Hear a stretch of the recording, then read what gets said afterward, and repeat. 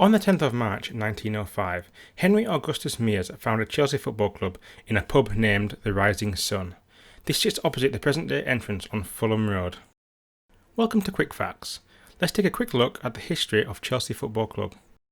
In 1928, during their match against Swansea City, Chelsea showcased their new numbered kits. They were one of the first to do this, with Arsenal being the other.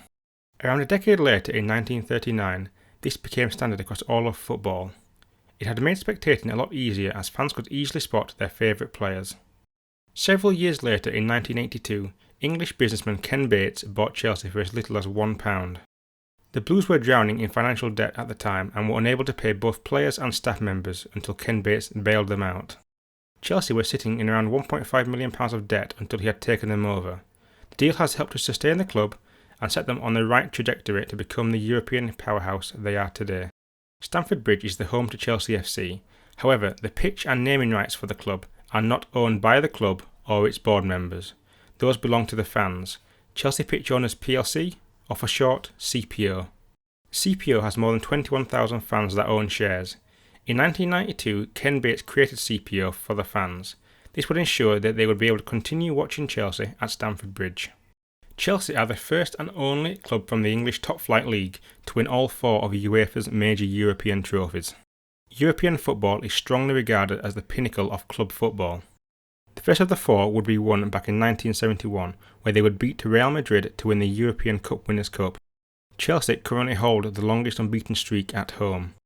This started back in March 2004 until it was finally broken in October 2008 at the hands of Liverpool. Several managers had taken charge of Chelsea during this period.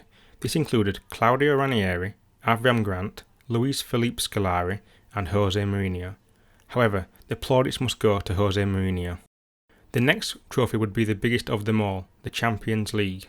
They would play and beat Bayern Munich in their home stadium to lift the trophy in 2012. The Europa League would follow the year after, in 2013, as they would beat Portuguese side Benfica. They would become the first ever club to hold both the UEFA Champions League and UEFA Europa League at the same time. Finally, the most recent and final piece to the puzzle would be the European Super Cup. They would beat Villarreal in 2021. Chelsea would later find themselves in another financial crisis. Former owner Roman Abramovich came forward to take over from Ken Bates. He would sell the club to Roman for around £140 million.